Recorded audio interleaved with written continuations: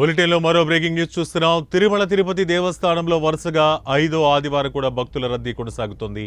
వేసవి సెలవులు ముగిసినప్పటికీ ఇప్పుడిప్పుడు పాఠశాలలు ప్రారంభం అవుతుండటంతో తమ పిల్లలతో కలిసి శ్రీవారిని దర్శించుకునేందుకు భక్తులు వేల సంఖ్యలో తిరుమలకు చేరుకుంటున్నారు. దీంతో గత నెల రోజులుగా తిరుమల కొండపై భక్తుల రద్దీ కొనసాగుతూనే ఉంది. తాజాగా ఈరోజు ఆదివారం కావడంతో భక్తుల రద్దీ మరోసారి భారీగా పెరిగింది.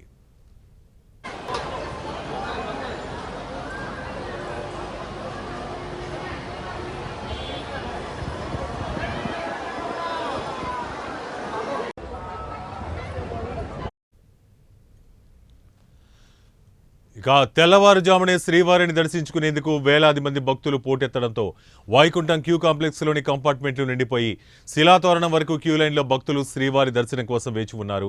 దీంతో స్వామివారి సర్వదర్శనానికి 24 గంటల సమయం పడుతున్నట్లు టీటీడీ అధికారులు తెలిపారు.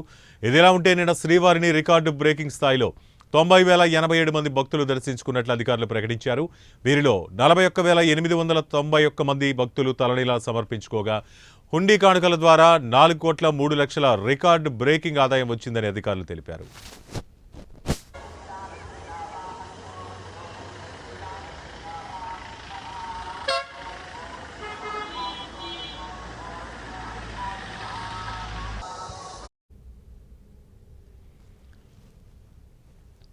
తిరుమల తిరుపతి దేవస్థానంలో వరుసగా 5వ ఆదివారం కూడా భక్తుల రద్దీ కొనసాగుతోంది. వేసవి సెలవులు ముగిసినప్పటికీ ఇప్పుడిప్పుడు పాఠశాలలు ప్రారంభమవుతుండటంతో తమ పిల్లలతో కలిసి శ్రీవారిని దర్శించుకునేందుకు భక్తులు వేల సంఖ్యలో తిరుమలకు చేరుకుంటున్నారు. దీంతో గత నెల రోజులుగా తిరుమల కొండపై భక్తుల రద్దీ కొనసాగుతోంది. తాజాగా ఈరోజు ఆదివారం కావడంతో భక్తుల రద్దీ మరోసారి భారీగా పెరిగిపోయింది. తెల్లవారుజామునే శ్రీవారిని దర్శించుకునేందుకు వేలాది మంది భక్తులు పోటెత్తడంతో వైకుంఠం క్యూ కాంప్లెక్స్లోని కంపార్ట్మెంట్లన్నీ నిండిపోయి శిలాతోరణం వరకు క్యూ లైన్లో భక్తులు శ్రీవారి దర్శనం కోసం వేచి ఉన్నారు.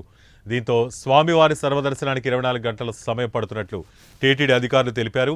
ఇదిలా ఉంటే నిన్న శ్రీవారిని రికార్డు స్థాయిలో 90,087 మంది భక్తులు దర్శించుకున్నట్లు అధికారులు ప్రకటించారు.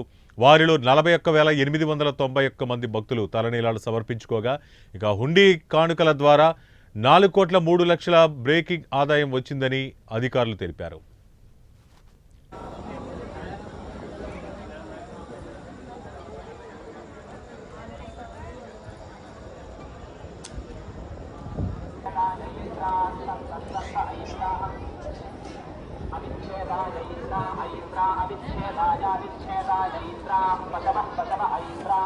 అవిచ్ఛేదాయ